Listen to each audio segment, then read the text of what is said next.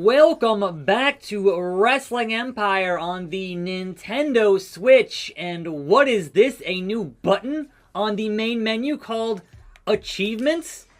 And they clap for you.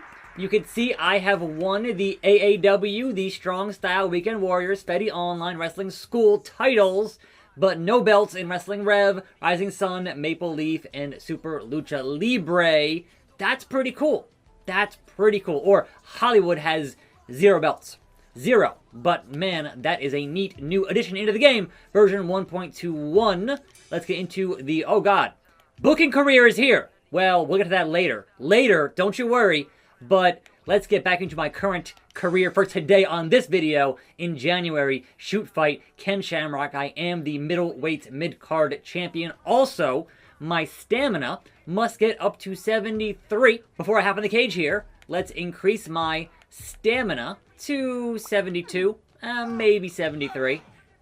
So that's a marked disadvantage there with the world's most dangerous man, Ken Shamrock, in a shoot fight. So I might lose here, but importantly, well, look, I should have an ironclad contract, so it shouldn't matter either way, but just, you know, to get down to brass tacks with that, let me make sure I am good to go with that bit of business. Welcome to a fine Thursday on the program.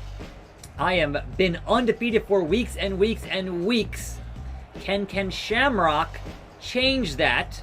It is a shoot fight, which I think I can use my title here as a weapon, maybe? Maybe. If that's the case, it's an easy win. But it is the world's most dangerous man, and I am at a marked health disadvantage in this matchup thus far. So, Kenny, get in the ring. Please don't snap. Get in the zone, or whatever else it is that you do. Mr. Shamrock, much respect, but we're here on the show today to find out what's going on and what's going down. So, everyone else, how much you love that title of yours, Attack Slug. I just won it out. Yes, I just won it. I just won it. But you're gonna have to kiss it goodbye after I win and shove it in your face. Look here, Kenny. Don't make me shine it up real nice and turn it sideways. That's all I'm saying to you. I don't intend on letting it go. Your heart will get broken tonight, Ken Shamrock. I don't lay down for anybody. Oh, see, I can't use the belt. I can't use the belt. All right, so it is stick and move here. And botch it. And bocce ball it. All right, so the cutter on Shamrock early on. Can I just beat him down with punches in bunches? Maybe not. Maybe not. But this is going to be very cautious with this because if my health hits 0, we have a new middleweight champion. And I don't want that. I don't want that. Like, how else can the deck get stacked against your boy? See? Stick and move. Stick and move. How you like that, Ken Shamrock? What? Test of strength and takes me down. Not good. Not good. Fighting from below. Fighting from beneath. I mean, I could get DQ'd here. That is an option for ya boy. Northern Lights Suplex. If I got DQ'd, I would still be champion, right? It's not the best way to win. It's not the most honorable way to win. Because Ken Shamrock's health here is not going down like mine is. I've been kicking and punching. It's all in the mind. And Ken Shamrock has been, so far, his health has been pretty good. And he's been a lot stronger than I am, which is unsurprising. He is indeed the world's most dangerous man. And he's in the zone. So that's a problem for me. I mean, I could also get counted out here. An option for me. Or just constant, he didn't want me doing the ankle lock on him. He didn't want that. Yeah, I'm going to lose here. Let's take some drastic measures against Ken Shamrock to retain my title. Now, I'm pretty sure I'm already a heel.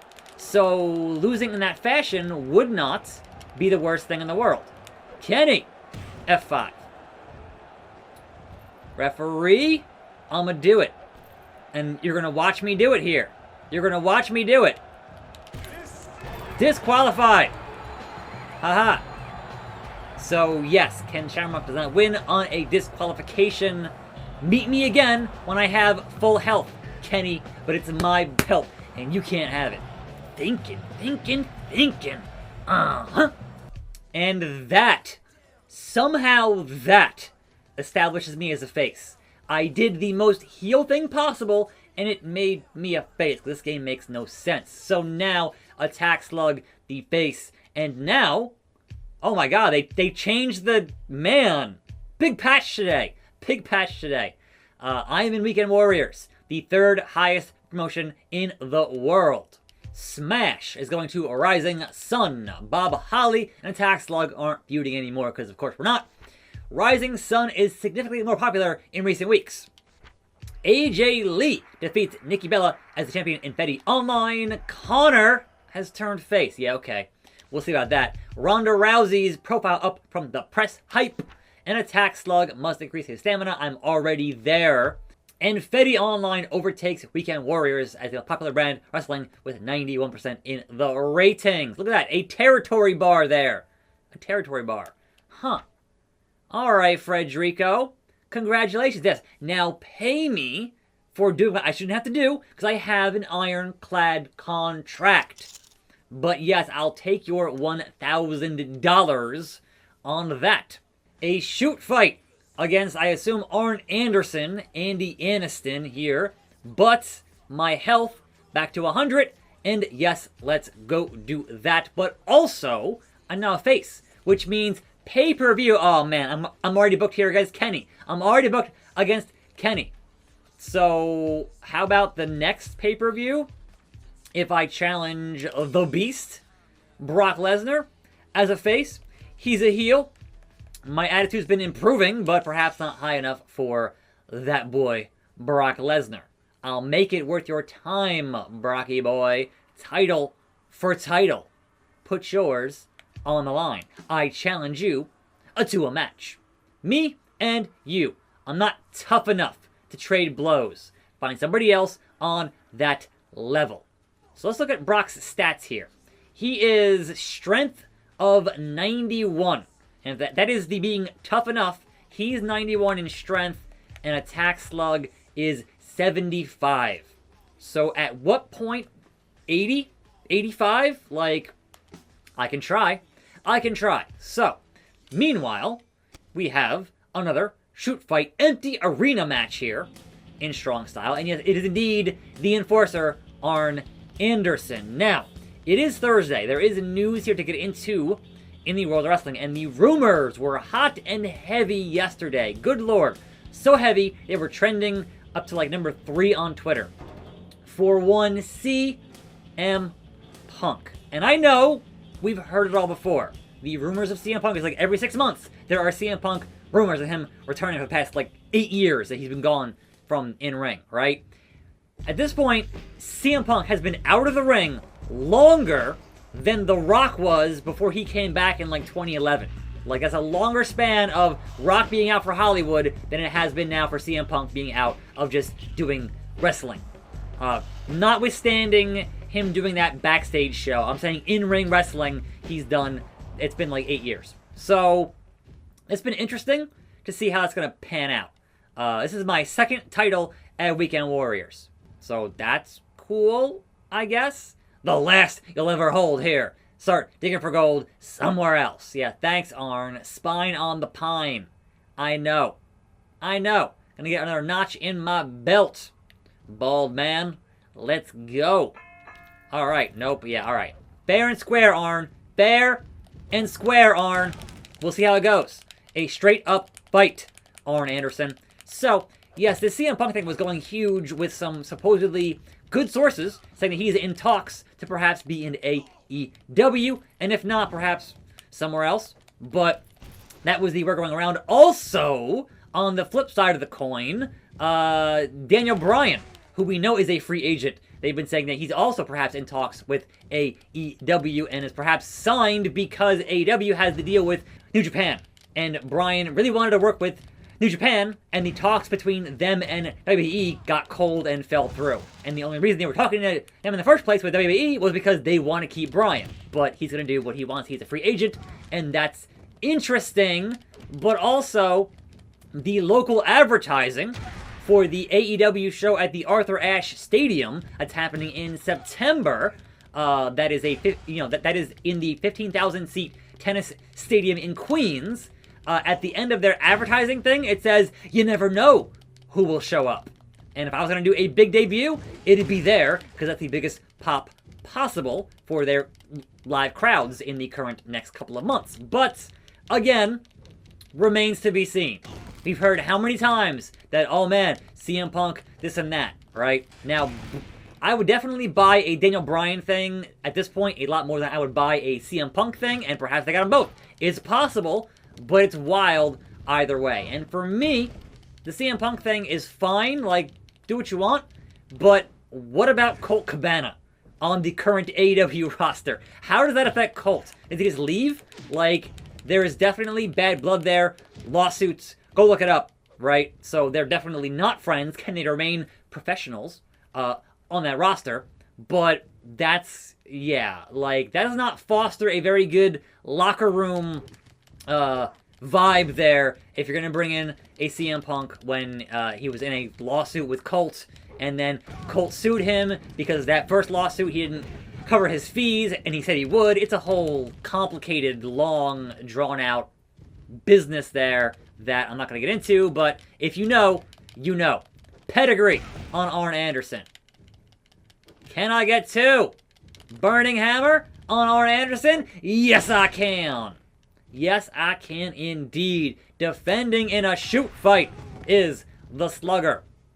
Gonna do the dang thing. So, beyond all of this talk with CM Punk and Daniel Bryan, and hey, if that works out, that's kind of a big deal for AEW.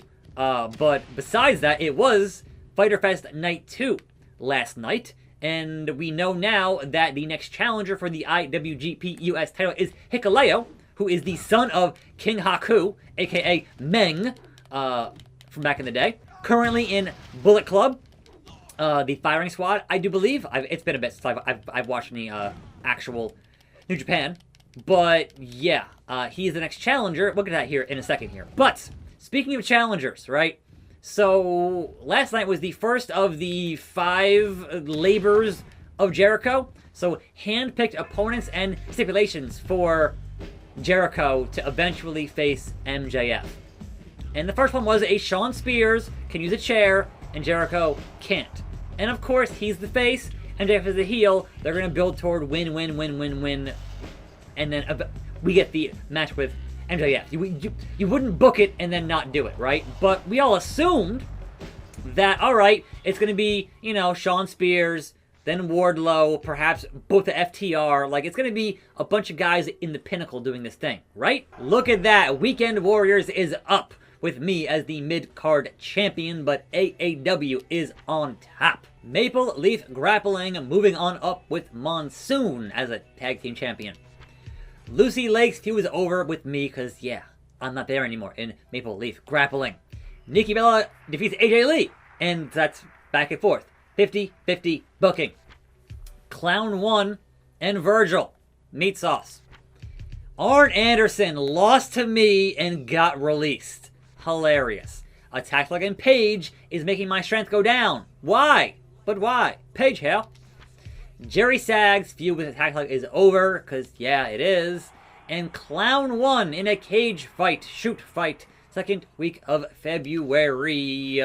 And, of course, a charity event also in February. AAW #1, Earl Hebner with his bootleg shirts. And Strong Style is down in the ratings. What do you want, Frederico? New moves? Look, I have Ironclad. I don't have a creative control on this contract. So sure, I'll learn some new moves. Give me good ones. Appreciate it. A new finisher? We'll see. We'll see. One time they did new moves, and like every other move they gave was the same move, and it was really, really boring to watch those matches. So, alright. Kenny Shamrock mad about the DQ, but it is a regular middleweight championship singles match, Kenny. A wrestling match, Kenny. Let's get it down. Oh, wait, it's still a cage, but still, it's not a shoot fight. So, I'll take it not being a shoot fight. And here comes Mr. In the Zone. So, back to the labors of Jericho. So, of course, he beats Shawn Spears, wins that match, and they announce next week's Labor of Jericho is not going to be somebody in the Pinnacle. It's not going to be somebody even in AEW. It's Nick freaking Gage. And I'm like, wait. MDK on AEW? What's happening here? What on earth is happening here? And it's going to be a no rules match. And I'm like, alright, you're not going to call it a death match because you just did one on this show, which was a Texas death match. Understandable. But if you're bringing in Nick Gage, then you're going to get Nick Gage. Like, that's just kind of how he works. Like, please don't murder Chris Jericho in the ring. It's going to be interesting next week on that. And I feel like it's fine on one hand. Like, that's really cool. They are doing this and the crowd popped huge for it.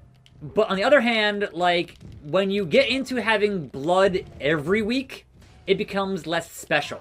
Like, certainly having blood in a match makes it elevate that much further, makes the stakes higher, right? It feels more important.